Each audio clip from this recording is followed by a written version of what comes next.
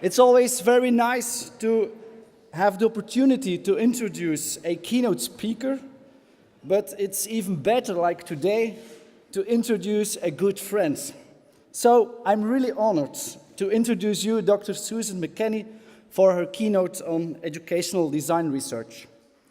Dr. McKenney, Susan, is an associate professor in the Learning and Cognition Group of the Center for Learning Sciences and Technologies at the Open University of the Netherlands, and in the Department of Instructional Technology at Twente University. She's also a visiting professor in the Learning Sciences and Policy Group at the University of Pittsburgh. These are her formal positions. And now something about her informal positions, which is, of course, more interesting. Yesterday morning at breakfast, she told me that in the first place, she is a developer. In the second place, a teacher, and in the third place, a researcher. And I know that these three roles, these three positions, will come together this afternoon during her keynote. Dear colleagues, I'm very happy I can give the floor to one of the major researchers in the field of educational design research, which is a method that is of particular importance for this EAPRIL community. Susan, thanks for being here. The floor is yours.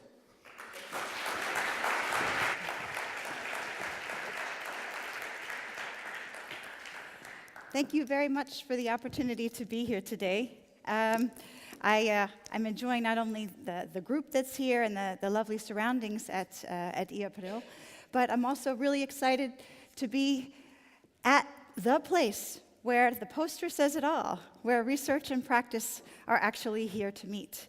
And it's been an exciting experience for me so far. It's not over yet.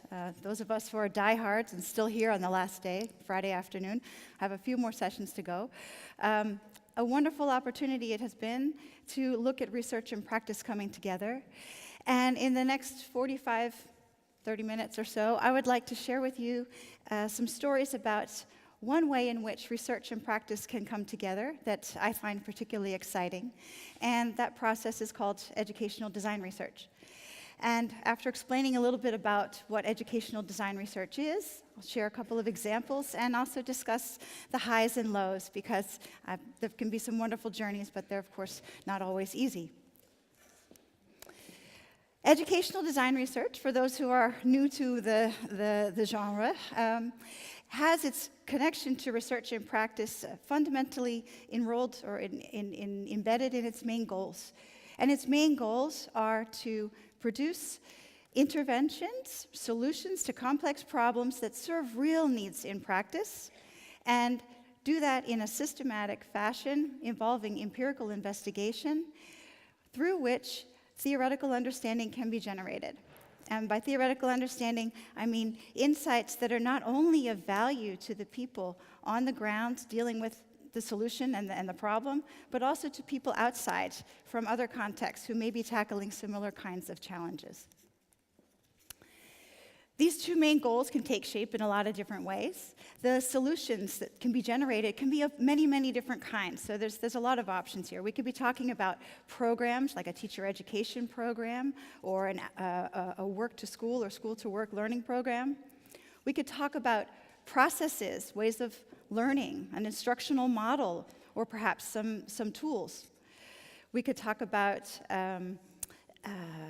technology-based learning, resources for learning, lesson materials, teacher guides, all kinds of things.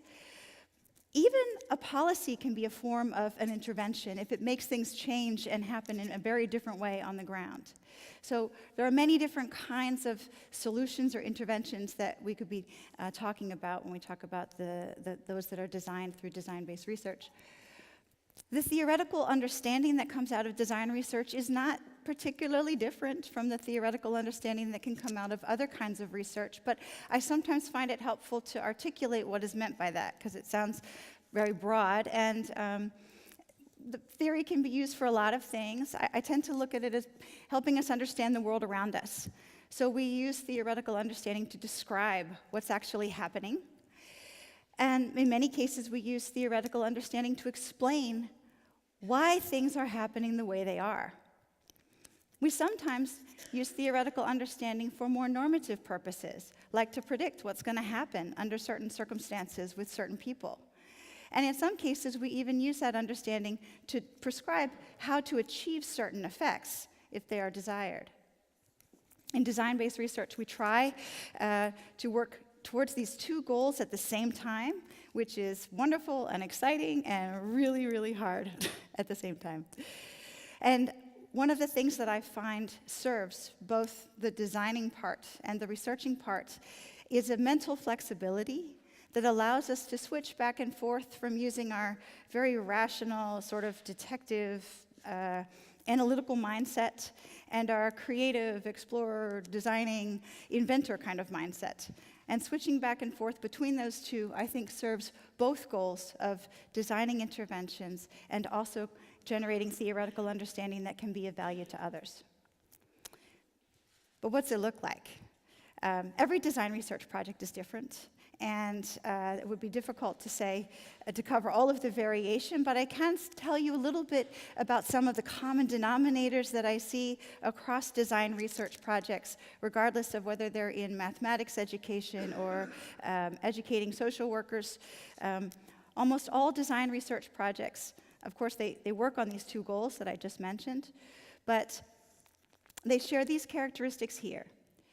They use theory, and they also work to create theory, or at least the building blocks upon which theory can be based. So we use theory and theoretical understanding to underpin our designs, to give us frameworks and lenses through which we can investigate what's actually happening on the ground and decide what we want to prioritize and what we want to tackle. And as we go through these processes of designing things, iteratively trying them out, that's coming up next, we begin to understand things in a different way, and so we begin to produce the building blocks of theory. So theory comes into design research, some magic happens, and an awful lot of hard work, and hopefully we produce some new knowledge as a result. Design research is fundamentally interventionist. Because we have these two goals of generating new knowledge and making a change for good on the ground, we aim to intervene, and that brings along with it a certain mindset and some commitments as well. It's collaborative. At least any design research that I've seen has had to be collaborative by nature because the job is too big to be done by one person. And there may be a few exceptions, but they are rare. It involves inherently collaboration between those who enjoy researching and those who enjoy practice, whether you are a teacher or a curriculum designer or an intern mentor in the field or something else. And many times we see in design research something that I think is both a strength and something we need to be very careful about. We find people wear multiple hats. They actually play multiple roles in the same project. And that can lead to a lot of insights and be very helpful. And at the same time, it can make things more complicated. But who said the good stuff was easy, right?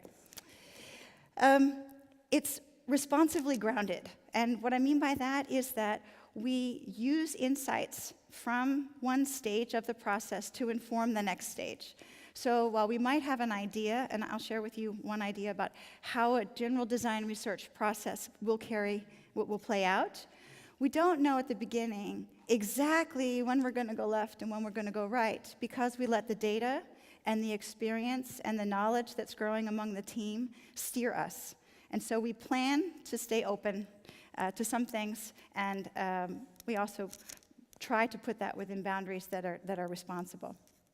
And finally, the design research process is iterative. That means it goes through several different cycles, and those cycles and pathways look very, very different depending on the project and the people and the context that are involved. So I would like to share with you one model that my buddy Tom Reeves and I have cooked up to describe this process, and we tried in this model to make a very generic model that could be applied in many different settings. And a point of departure is, of course, the idea that something happening in practice, an intervention that's going to make a difference for good, is at the heart of the matter. And that's sort of a starting point for a design research process. We work towards the development of an intervention and the creation of ideas that are worthy of people using them and spreading. Even if we don't have really lofty goals of, developing materials or interventions for a nationwide or European-wide scope, even if our ambitions are very, very humble, I think we should strive to create ideas and tools and interventions that are spread-worthy, even if we are not necessarily planning to go to huge scale with our work. Implementation and spread to me means certain things, and I like to think about the process of implementation as having a couple different pieces because they are different, and when we plan for them, it helps to understand that it's different to make a choice to engage in something new. The choice to adopt, the choice to become involved in something different from what I do today is a different kind of process than actually enacting something. So the moment in which our workshops are run, or our learning materials are used, or teaching sequence come to life, those are the moments of enactment. That's different from the moment of adoption, and that's also quite different from what it takes to design an intervention and that's going to be sustained and maintained. So all of the activities that come along with institutionalization and getting something new embedded into a culture so that it can continue to thrive, that's also yet another focal area. And they come together, but they do require different kinds of attention. Spread, in this case, refers to dissemination, which is a little bit like the mode that we are in right this moment. I'm talking to a wide audience. The ideas are coming from one place to a broader place.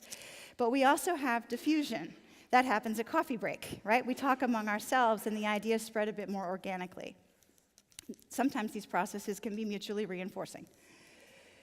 And we have the idea that we want to work towards that for our intervention and our ideas. And a question is, well, how do you do that? And I think that there's 3 basic processes that we can look towards to help us. The first one, usually, is getting a really good sense of what's actually happening on the ground. What is it in this context that we want to work on? And in design research, that's a process that happens ideally together with researchers and practitioners and other stakeholders. Could be a small group of 1 or 2 or 3 people. It could be a large team of 500. There's a lot of variation in that. Usually you don't start off having your first conversation with 500 people. But what has to happen in order to design well is to really become immersed in the setting in which some action is going to take place, and to get a sense of what people want and what people need. And especially important, because it's getting close to the holidays, when we talk about what we want, we tend to make wish lists. We were talking in a group the other day, and I talked about how I want to get up every day and do yoga, but I don't do it quite as often as I would like. So we also ask questions like, what are we committed to doing? What do we feel, what can we say we will actually invest our precious time and emotional energy and our expertise in? And make choices about priorities. Of all the things I'd like to work on, these are the things I really want to work on in my setting. These are the problems I want to tackle. And these are the wonderful affordances that our context brings with us. We have not a whole lot of expertise, but a huge amount of motivation with this one group. We have fabulous parents, or we have some other wonderful enablers that might help us tackle these challenging problems. We also begin to explore what's happening outside the setting in which we intend to engender some change, and look for inspiring examples or where things have gone so dramatically wrong that we can be sure we don't want to do that. When we do this, we have some interaction between practitioners and researchers, and once again, sometimes that interaction is almost schizophrenic. It's within one head, because some people in certain situations play both roles. Regardless of whether it's different individuals, different teams, or all within one head, the voice of the practitioner and the voice of the researcher needs to be heard in order to have a sound process that's going to attend to these kinds of details that require attention in order to think about what we should really be tackling. This phase is served well when some values are attended to. So having a pretty good realistic perspective, being open to critique, being open to looking at your own practice and asking yourself, is this really what I want, are mindsets that are particularly helpful in this phase across all of design research, but especially at this early phase. And in most of the projects that I've seen, design research isn't something you can snap your fingers and have it happen. It takes a long time. And so it's really important and pays off to invest in the things that create long-term partnerships: trust, mutual respect, two-way communication, and beginning to understand the things that bring different stakeholders to the table. So, what does the academic reward system where my world is value? Not that teachers care that much about it on a day-to-day basis, but if they understand what's in it for me, besides what I love about it, what's in it for me professionally, and we find ways to make those things bounce up against each other less and help each other more, we begin to trust each other more, we begin to understand each other more, and we begin to find common ground that can be really powerful. So by the time we reach the end of an analysis and exploration phase, hopefully we will have come together with a joint understanding of the main thing that we want to work on, so a problem statement of some sort that describes what it is we want to work on and how it came to be. It explains why it is the way it is. And we have an idea of where we want to go. So sort of a long-range goal. And we might have some ideas about how we want to get there. We might then be ready to start thinking about what we want to make together. And that takes place through a process that Tom and I refer to as design and construction. You can give it your own name if you like, but it has to do with the idea of designing being almost more like the mental work. So weighing off your different options, exploring your different options, deciding which options might be good, picking how you want to meet your goal. Is it going to be a series of workshops? Is it going to be some materials? Is it going to be a combination of things? What kind of designed intervention is going to meet the goal that we want? And that's one set of processes, the design set, but it's a different piece of work to actually then go build it, to create your workshop activities, your learner materials, all the fun tools and gadgets that we saw Pierre showing yesterday.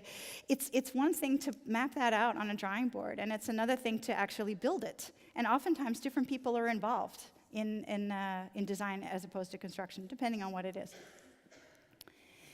The roles of the practitioners and researchers, again, in one person or in multiple people, in the studies that I have seen so far, they tend to pan out about like this.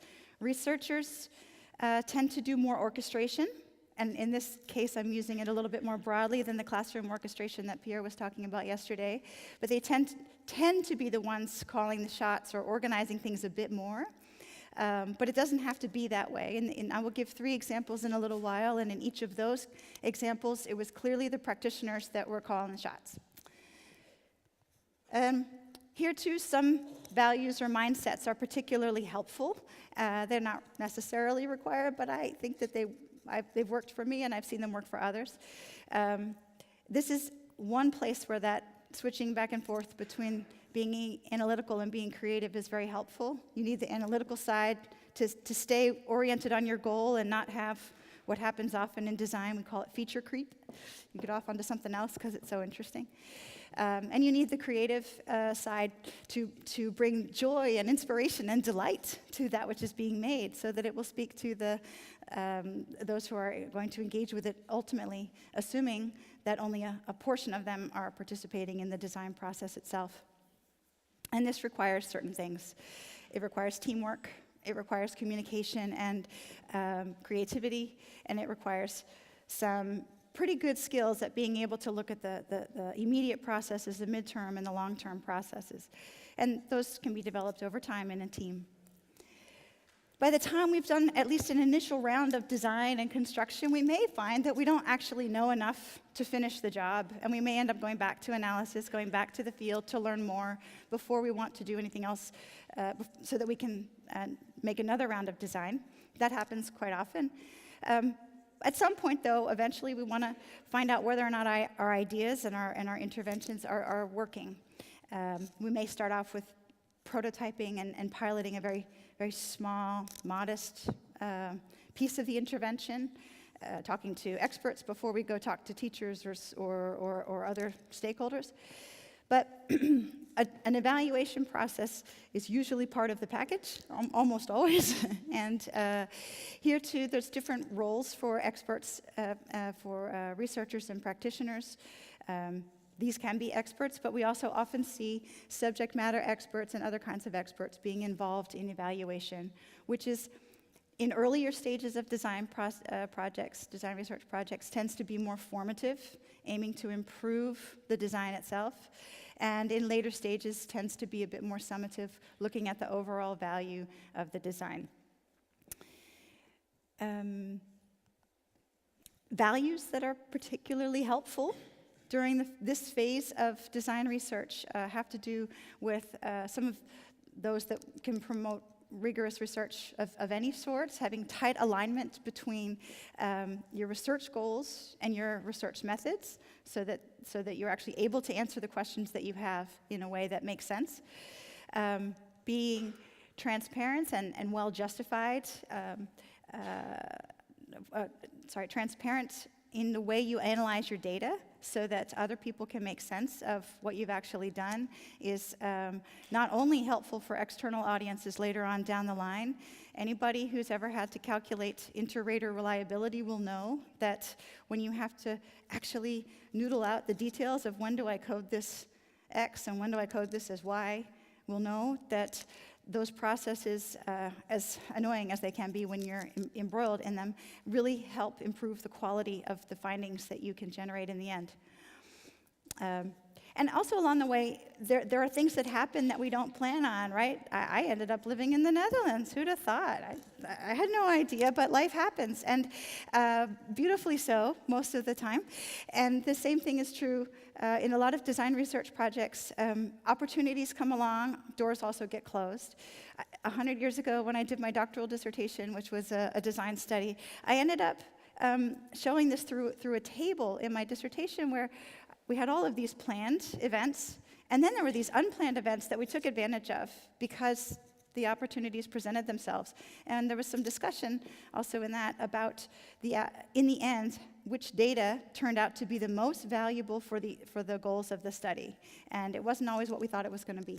And so being able to have the flexibility to roll with the punches, and at the same time keep your eye on the ball, know which changes are going to meet your ultimate goal in a robust way, and which ones might just cause more noise and distraction.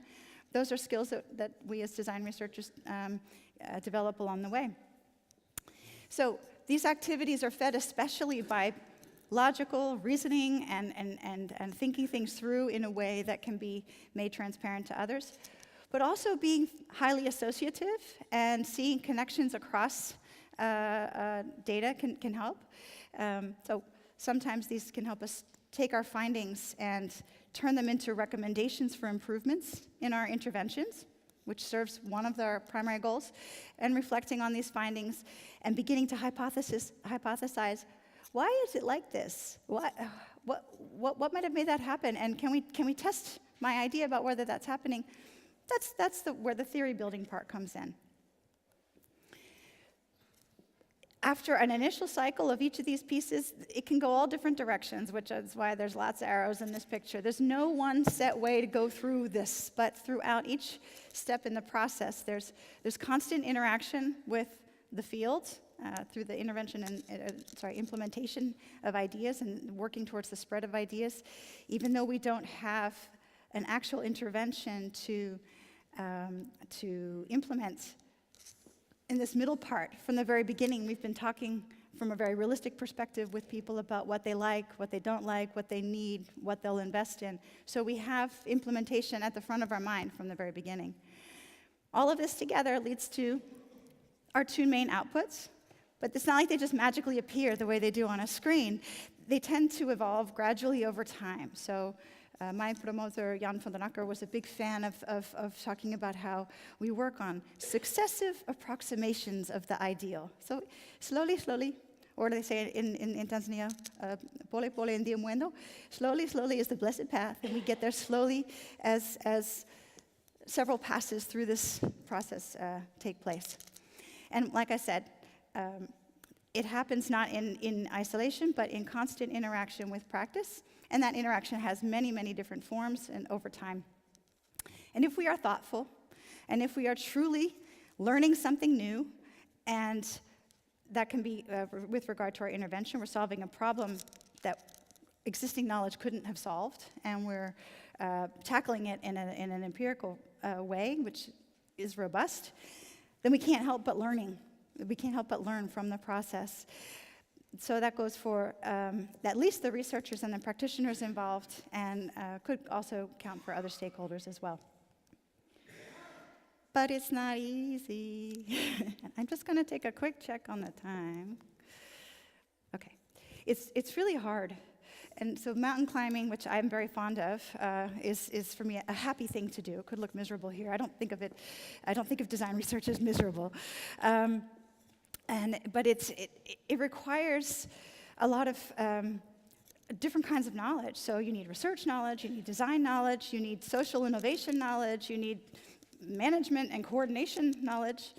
It requires different skills in working with different kinds of people, which in my experience almost means different languages. Like we have a couple languages here, but the languages, as you all know, of researchers and teachers and principals and children are all very different, never mind the values. So it requires a lot of different things, and of course, resources and time are also pretty high on the list. Because it requires so much, it's almost never done alone. It's a cooperative endeavor. At least, like I said, the ones that I've seen have been cooperative endeavors. And I'd like to spend some time talking about different forms of cooperation that I have seen in design research projects that have enabled it to actually come to life in ways that were effective and joyous at the same time. Painting with a very broad brush, I'd say that I could identify 3 different kinds of groups that I've seen being involved in design research. So there's the people who view research as part of their core mission, and so I call them here research institutes, but people for whom, if you want producing knowledge is a main part of their professional identity. Another group, and again, we have crossovers in a lot of this. Another group is that those who are in an education setting, so that could be teachers, that could be teacher aides, that could be school leaders, that could be mentors, and so on. And another group that's really important, Ruben mentioned it in his talk the other day also, is you could call them intermediaries. Here I have them from related settings. They could, maybe they're in industry, maybe they are the intern mentors in the businesses and in the schools where the interns are working. Maybe they are curriculum developers. Maybe they are school advisory services. Maybe they are policymakers. Probably this group deserves several circles, but for the purpose of this talk, I stuck it to one. And what I think is especially interesting is when in this, the overlap in the Venn diagram, where these things come together. It is possible, I think technically, theoretically, it's possible for people in isolated settings to do stuff, but almost rarely do they get the job done if they don't walk into that middle space at some point. So I'd like to give you 3 examples that are very dear to me, and they are also quite different. And what I'm trying to do through these examples is show some of the commonality across extremely different projects. We'll see that they all went through similar cycles of, there's some analysis and some design and some evaluation with constant interactions and practice. They all work towards those 2 main goals of a solution that matters today and knowledge that can be used by others tomorrow. And they were all collaborative and iterative and those other characteristics that I mentioned. But the settings were completely different. The actors were completely different. The expertise present, completely different. The timelines, different. The financing, completely different. So I'd like to show that there's many, many ways to engage in design research. And well, here we go. So the first one was conducted by the research was really led by one person, but she engaged the help of many people in her organization to make it happen. And she was a young woman from an NGO in India that works on educating slum children. And the second story comes from some curriculum developers working at the Lawrence Hall of Science at the University of California in Berkeley. They make science curriculum. And the third one, and they worked together with researchers from the Graduate School of Education in this project. And the third one involves extended teams or mixed teams of vocational education teachers from tertiary education with the vocational education mentors from industry working together to improve workplace learning. So, the first one, this is the doc student project, was undertaken in a period of 4 years, as doctoral dissertations are known to happen. It took 5 in the end, but she survived. And her work was situated in an NGO that has the goal of getting children into and keeping them in public school.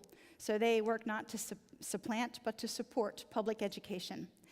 And they do this through many different ways, and the particular program that her research was embedded in was a remedial education program. And we know from lots of research that once kids fall out of school, it's almost impossible to get them back in, at least in these contexts. And so keeping them in school is really, really important for their survival, economic development, and all kinds of other stuff. So, and this NGO, Pratham, has established remedial classes for this goal, and they have energetic young women teaching in these kids across the whole primary grade levels.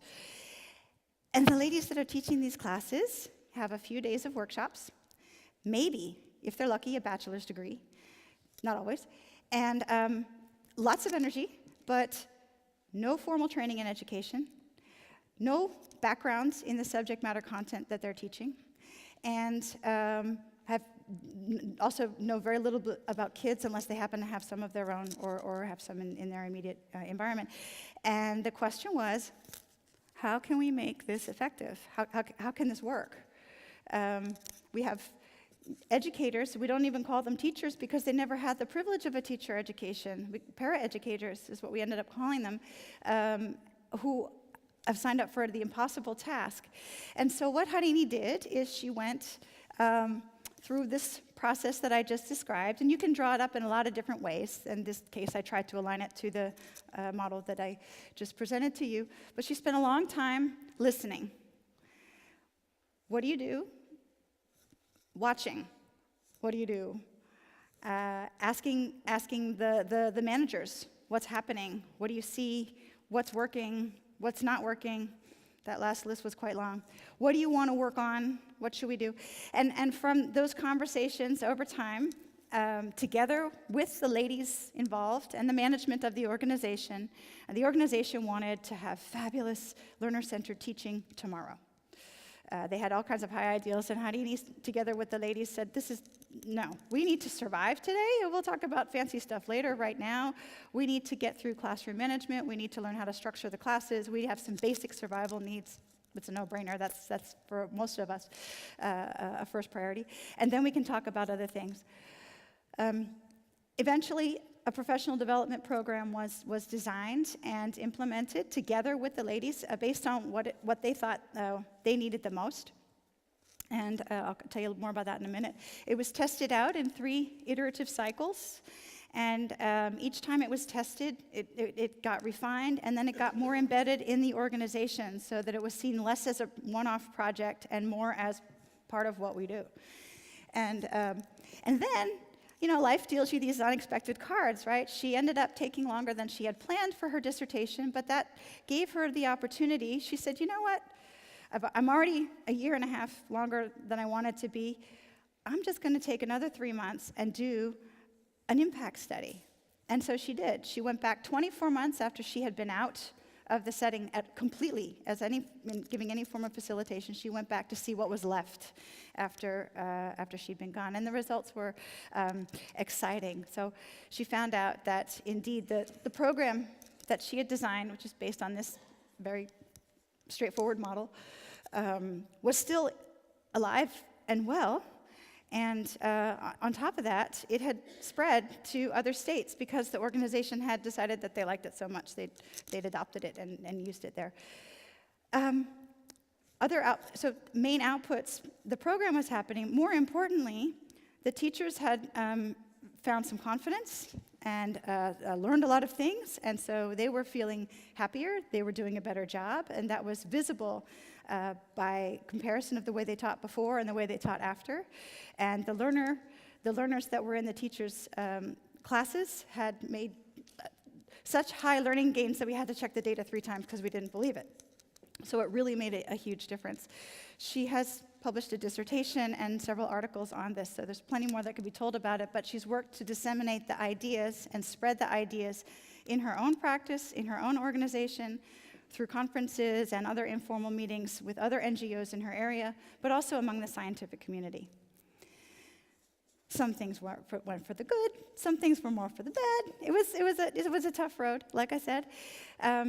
She found that wearing the multiple hats, sometimes she's researcher, sometimes she was facilitator, the whole time she was also, for quite some time anyway, she was also the direct boss of a lot of the people being involved. That made it very complicated, but it also brought some affordances along with it. She struggled quite a bit with false clarity, this notion of, oh yeah, design research, that sounds great. Because when her PhD project first got thought up, and when she managed to get herself a scholarship to come to Holland every now and then to have time to reflect and write in between cycles, her organization had said, that's exactly what we need. But they had a different view of what it would actually take, particularly in terms of time and depth. And that caused quite a bit of tension, but it was overcome eventually. And then there were other things where, on-the-ground realities required faster cycles. Our next round of classes is going to start after a 4-week break. So that's how much time you have to analyze the data and decide what next, because we're moving on without you if you're not ready.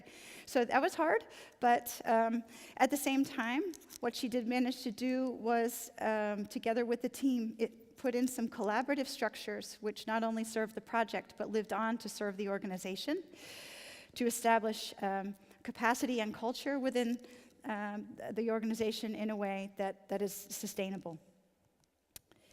I think I'm going to move on to the second very, very different example, where you're going from basically a one-woman show to something that was started off by one woman's determination and then involved many, many more people.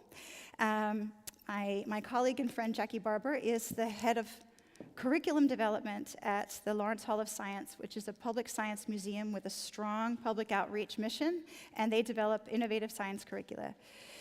And about 10 years ago, they noticed, like a lot of other people around the world, that science is kind of being pushed out of primary school curricula. Right now, across the globe, you see, in many countries anyway, tendencies to really emphasize the basics of literacy and mathematics. And that means that other subject areas tend to be getting squeezed out a little bit. And so if you believe that our nations need scientists in order to develop, so for economic development, for our cultural development, and so on, that's a bit problematic. If you add to that most primary school teachers find science a little bit daunting to begin with, it tends to not be the first, if it's not math and literacy, it's usually not science that's the next thing on everybody's to-do list. That's notoriously problematic. So as science curriculum developers passionate about their field, they were worried already that they couldn't do a whole lot of what they wanted to do in terms of improving science education. And Jackie spent a lot of time talking to a whole bunch of professors at the University of California, Berkeley's Graduate School of Education. And some of them were interested in what she was doing, but one in particular was really interested. And Professor David Pearson, who's a big scholar in the field of literacy, became the dean of the graduate school later on, was especially interested. And together they cooked up this idea of working on a curriculum that would blend together literacy and science. And this work was funded over the process of 4 years. It involved many, many people, as you can see here. They refined a system for prototyping and testing and piloting, which just boggles the mind. And it yielded results which are extremely powerful. It made a difference for the learners, made a difference for the teachers, has brought science into schools that haven't seen it for a while. And a surprising finding was that it actually also was particularly powerful for in this case, English language speakers. So language learners benefited especially from this work.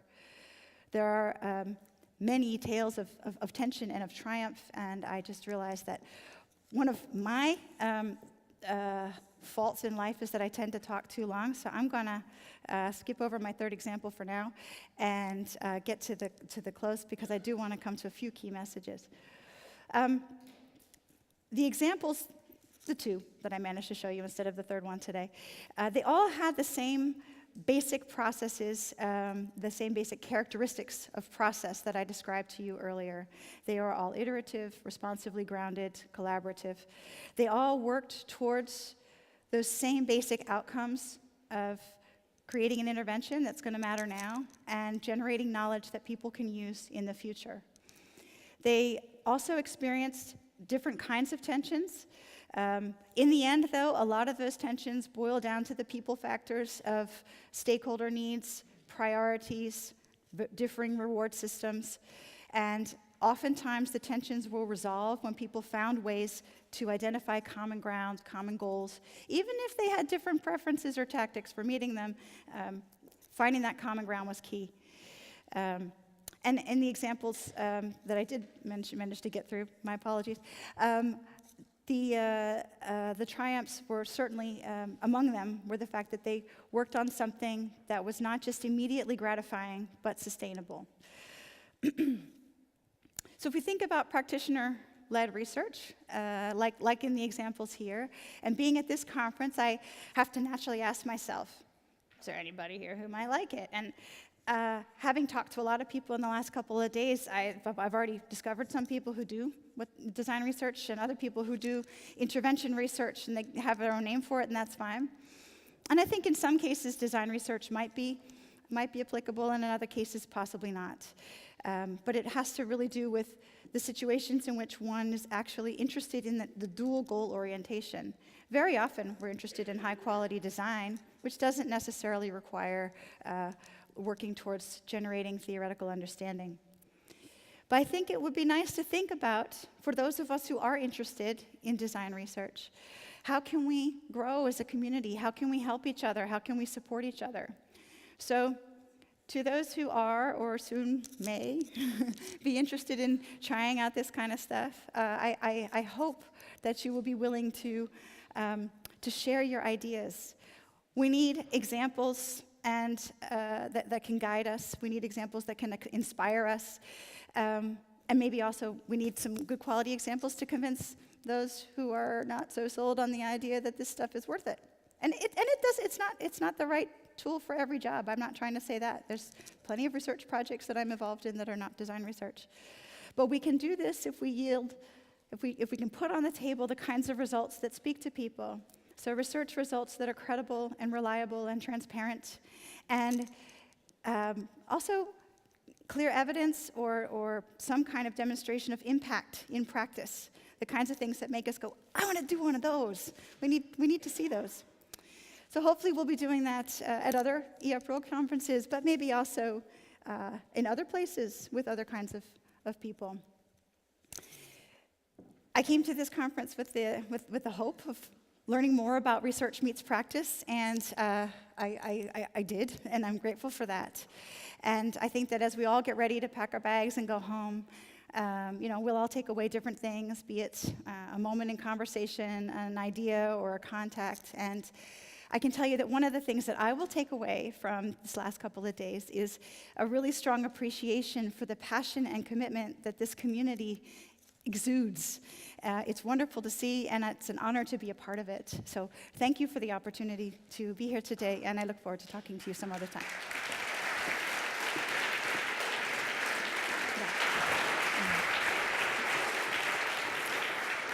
Thank you, Susan, for your keynote. I think you have been giving us a great impression on both the theoretical insights on design-based research and some practical illustrations on how it works into practice. I have an EAPRIL bottle of wine, and I invite the audience for the question and answer session within 10 minutes with our keynote speaker in room C624. So thanks again, Susan. Thank you. Thank you, Al.